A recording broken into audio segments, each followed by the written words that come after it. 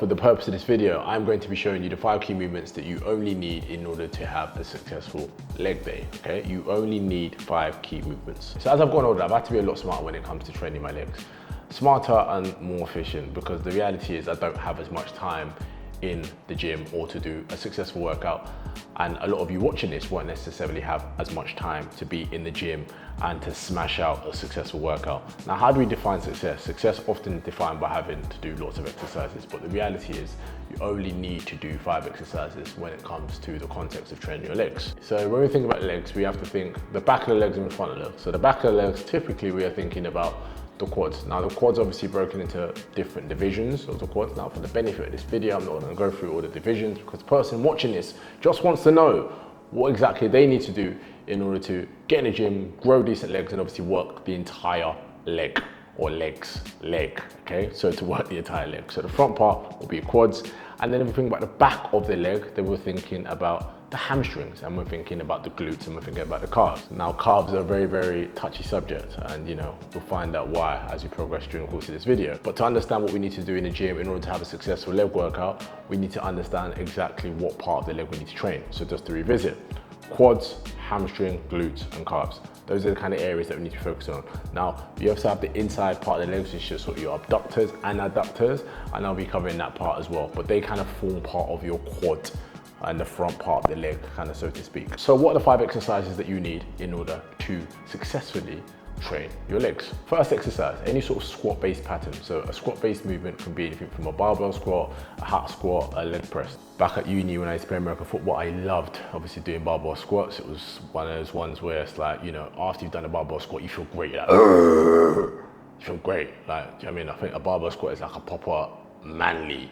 exercise. I say manly, I think it's not specific to men, you know what I mean? But it's one of them ones there where you've got the boys, and especially when I used to play American football back at uni, they have everyone around you and you're like, yeah, like after you've done a great set of barbell squats, you feel great, whether you're a man or a woman, let's be honest. As time has progressed and I've gotten older, I find that the barbell squat can be often quite taxing on my lower back, especially when you start to load it. So I've moved more into like a hack squat as far as my preferred squat-based movement. So when you go into the gym, you only need 1 squat-based movement, okay? And that could be a barbell squat, it could be a hack squat, it could be a leg press, it could be a goblet squat, okay? But any sort of squat-based movement, and obviously that movement will typically allow you to hit your quads. My go-to is a hack squat because 1, it's stable, 2, it's easy to load. And for someone like myself who trains by themselves, it's a no-brainer, it's ideal because I can essentially add lots of weight to it and obviously do it in a fixed position, and obviously in so that I train my quads.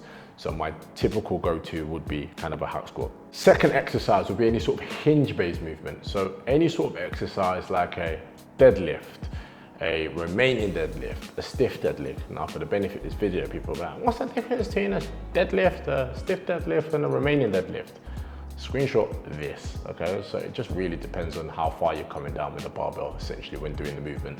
But all these exercises, or all these variations of a deadlift will essentially count as a hinge, okay? So you're kind of hinging back. Your bum is sort of going back. So I would say think of a hinge as like if you were like pushing your hips back to kind of close the door, okay? And that's kind of gives you an idea of like a hinge pattern, what a hinge pattern would look like. You can envision that. Obviously, just be mindful when you're bending over.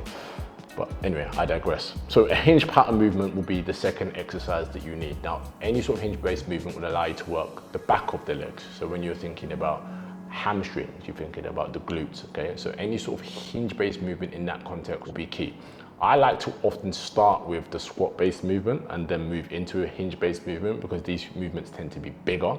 So they tend to be a compound-based exercise, and a compound basically means multi-joints. So they tend to work different muscles. So for example, if you think about a squat, it would work your quads and often sometimes your glutes. And if you think about the deadlift or any of the deadlift variations I've mentioned, that would obviously work your hamstrings and also work your glutes in some senses as well, all right? Depending on obviously the positioning and alterations you're making to the movement. So for example, remaining deadlift is going to be a bit more glute biased just because of the movement pattern.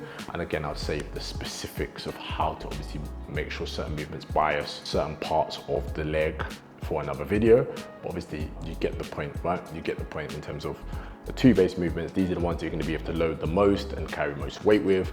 And it's one to start with, where especially where you have the most amount of energy as you start your leg workout. The third base movement would be any sort of isolation exercise. Now, the difference between a compound exercise and isolation exercise is a compound is multi-joint, and isolation is single joint. Compound-based movement obviously work multiple muscle groups, and isolation exercise will work a specific muscle group. Now, I say isolation, we should be mindful when we use that word, because the way the muscle works, you can't really isolate a muscle. Usually, if you are doing a movement, you are probably going to work another muscle, even if it isn't the primary muscle. So I always think a better word to use is bias. So you can obviously increase the focus, okay? So that's what I think. When you think isolation, think increase the focus on a specific muscle. So when we're thinking about the third base movement, we're thinking about an isolation exercise that will work the front part of the legs. So a quad-based exercise, an isolation-focused quad-based movement. So my go-to is a leg extension. I love a leg extension. Why?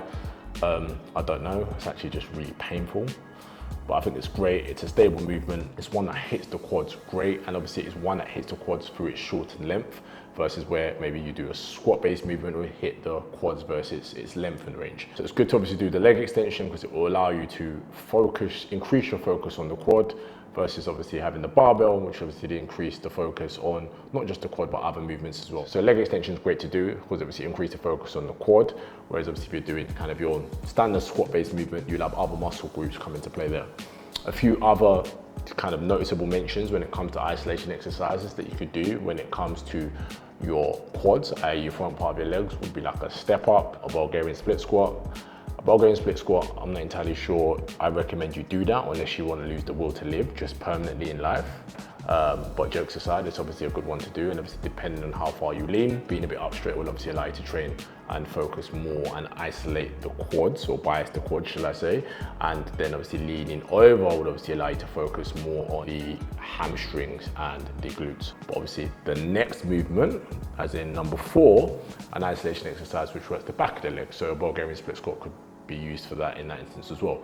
So number 4, isolation exercise that works the back of the leg. So that could be the hamstring, that could be the glutes, could be the calves, you know, that stuff, right? I would say that, again, we could start with a Bulgarian split squat if you're trying to lose the will to live. My go-to tends to be a hamstring curl. It could be seated, it could be standing, and it could be lying. Now, my preference is none. Jokes aside, no, my preference is a seated one because that just allows you to hit all parts of the quads. So if you look at divisions of the quads, there's obviously different parts that you want to hit. But again, for benefits video, I'm not going to go through all the different parts. Just know if you do a seated curl, then you're going to hit all parts of the hamstring. And obviously if you do a standing one, you're going to hit most of them as well. But I think doing any sort of curl-based variation will allow you to hit the hamstrings. If you didn't want to hit the hamstrings, with this fourth exercise, you can also do an exercise which focuses a bit more on the glutes. Now, you're probably thinking, why would I do the glutes versus the hamstrings? It just depends on what you want to focus on. As you can see already, we'll have the hamstrings covered in the second base movement when we do the hinge. So obviously if you wanted to just focus a bit more on the glutes, or if you look at my calves here, you wanted to focus a bit more on your calves, then obviously you may decide to do this fourth base exercise, focusing on your calves. Yeah, I'm gonna blame genetics, but I could probably do a bit more of individual calf exercises. But that'll be your fourth base movement. So just to recap so far before we kind of go through the fifth, it's first one, any sort of squat-based pattern. Second one, any sort of hinge-based pattern movement. Third, any sort of isolation exercise which is working the front part of your legs. Fourth, any sort of isolation exercise which is working the back part of your legs. The fifth one is a bonus one. I always say it's good to have a bonus because there'll be certain parts of your legs that you want to focus on and bring up. So again, for me, mine is my calves. So having like calf raises, seated calf raises, you know, you might want to obviously bring up the inside part of your legs whilst the abductors and adductors are trained when you do your quads. You know, you might want to do the abductor machine, you might want to do the adductor machine. And I always think the best way to understand the difference between abductor and adductor is abduct is like going away, so kidnapped. Adductor is like coming in, okay? So these kind of exercises, which would be great kind of supplementary exercise that you can obviously add at the end of your workout based on enjoyability, so an exercise that you enjoy, and two, just kind of based on weakness, so a muscle part that you sort of want to bring up, kind of, so to speak. Also, this is where kind of your hip thrust can come in as well. So exercise like hip thrust, and obviously hip thrust could obviously go further up, depending on, you know, how much of a priority is for you. And again, the hip thrust will typically work your glutes, but again, obviously hip thrust could be a staple that you put in here as well. So to summarize, you want 5 base movements. 1, you want a squat based movement. 2, you want a hinged based movement. 3, you want an isolation exercise which should be focused on the front part of your legs, so that would be typically your quads.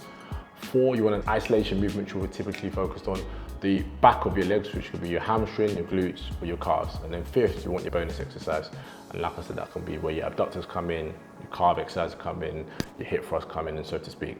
That's exactly how I would set up your kind of leg day, and obviously doing those 5 movements will allow you to cover all aspects of your legs. Now, I think if you're feeling even lazy, you could probably knock off the bonus exercise as well and just have those 4 exercises, and you essentially have all parts of your legs covered. So those are the 5 base movements if you want to obviously kind of improve and train and have sexy legs. Those are the only exercises you need. Can you do more exercises? Yes. Do you need to do it in that order? No. Do you need to do these exercises at all? No. But will you have small legs? Yes. And will you struggle with relationships if you have small legs? Yes. And do you want to struggle with relationships? Probably not. So I'd suggest you do those 5 exercises. Give yourself 45 minutes to an hour, and obviously with those 5 exercises, you've pretty much got all the areas covered. So yes, I guess it's time to grow those legs, and see you on the next one.